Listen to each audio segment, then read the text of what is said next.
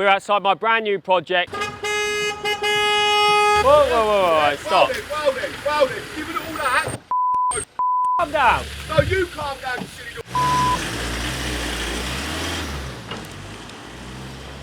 I promise you, it's a lovely area and it's up and coming.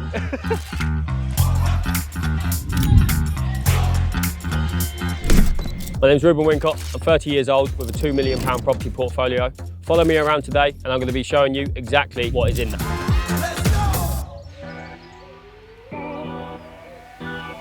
What's going on, guys? We're outside my brand new project. We paid 185k for this. Refurb's going to be about 50. GDV should be 300 to 350. But what the absolute uplift of this project is going to be the side extension. We're hoping to build a 3-bed house on the side of this, which should sell for about 300k as well. Build cost probably about 150. We're hoping that we should clear 150 to 250k profit, depending on how it all goes on site. So we picked this up on Monday. This was on modern auction, which means we bought it, we agreed to buy it about 2 months ago. And what I had, which was a little bit naughty, because it was a probate sale, there was no one here. I had all of the trees cut down so that we could get to work straight away on the rear extension. And with building control, they will never want to see trees and that sort of stuff near foundation. So we thought if we get rid of them clear, when we start the work on the main house, we then won't have to dig any super deep trenches. A little bit of a tip for you. So the great thing about this project is because we've got so much land, on Friday, I'm getting a shipping container delivered there. On these projects, there's so many trades in, so much material on there, tools get lost, people start getting annoyed, you can't move in there. So this is going to be used for storage for this site, and also I'm going to have a little lay down yard for all of my other projects local, because currently I've got building material coming out of my ear. I was a marine engineer, boat builder by trade, contracted all over the world, rebuilding boats, fixing boats, sailing boats and sort of stuff. Originally first started flipping houses with my dad when I was about 15. That's sort of the first job I had, was working under him when we were just buying stuff in Gosport, doing it up and either selling it on or renting it out. So I'd always been in property for a little bit when I was younger. So the brickies are starting here on Tuesday, and then on the main house we'll be doing a 3-metre extension under permitted development. So with permitted development, every household has their own rights to enhance their properties. These are usually side extensions, rear extensions and loft conversions, providing you are not in a conservation area or a Article 4 area.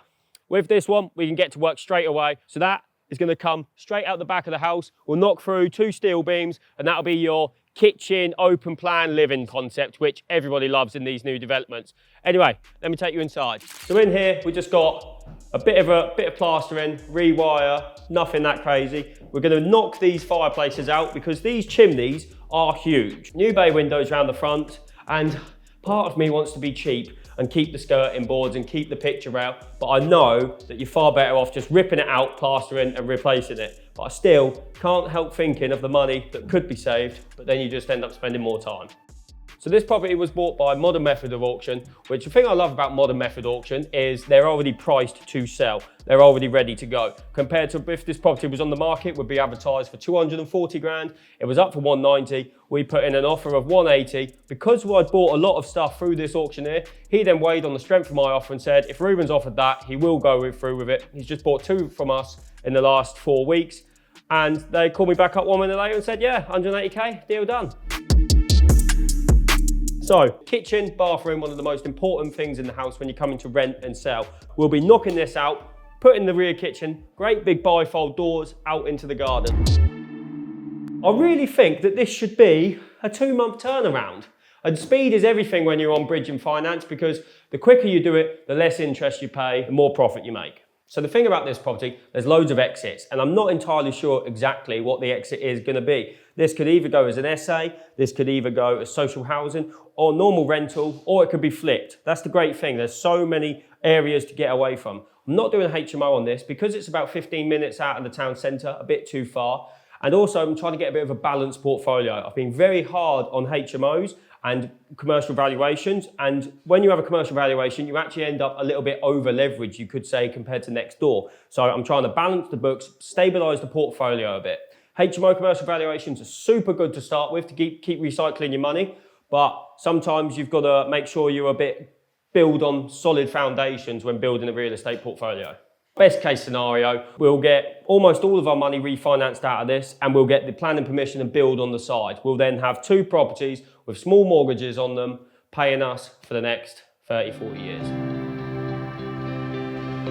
I've always had drive from a very young age. Even when I was like 5 years old there, my granddad used to say, oh, it'll be a worker that one, because I was always in the garden doing bits. It keeps me busy, keeps me out of the pub, keeps me active, keeps my brain stimulated. And I just like the challenge every day. What are you gonna do? Sit around, waste your life away, work for someone else? I'd much rather be out there seeing what I can achieve. Maybe it's an ego, maybe it's, am I good enough to get all of this? I don't really know where it comes from, apart from I don't want to be broke. Yeah, so we've taken on 3 properties in 3 months, one being the personal house which I'm in, and then the other 2 which we're going to tour around today. And I think I'm not scared. You know, it's you don't want to be stupid, but I know the strategy, I know what I'm doing now. Start slow, don't go crazy to start with, but when you know what you're doing, it's time to put your foot on the accelerator and give it some. This is going to be a 5-bed, 2 ensuite, 1 upstairs bathroom. We've done a big rear extension on this. Come on in and I'll show you all about it. We had a little bit of a nightmare. The people who screeded the floor screeded it 60 mil high. So all of this concrete that's been ripped up here is about £2,000 worth of mistake, which I'm in a bit of a dispute with them about now. And it looks like I'm probably just going to end up wearing the cost. All right, darling? Right. Good, you? Yeah, good. So this is where we had the problem, where we screeded this floor up to match this, but they did it about 60 mil too high. So we've had to breaker it all up, get rid of it, and then we're gonna have to redo the floor. Currently, we've got my man Dave. He is now outside doing some rendering, making the back look all nice and pretty. I project manage all of my own projects, and this means that I get the refurb about £40,000 cheaper than when I get the main contractor to quote. Now, it doesn't mean that it's easy, it's hard. You've got people fighting, people arguing between them, and then I've constantly got to be overseeing the work and making sure stuff gets done correct into regulations. But the 40 grand headache per project is worth it. So this rear extension, we ended up adding about 30 square meters onto the property. This has given us our space for our communal room, for our kitchen and our seating living room area. This ended up costing about 35 grand, about 5 grand more than I expected on this one, unfortunately.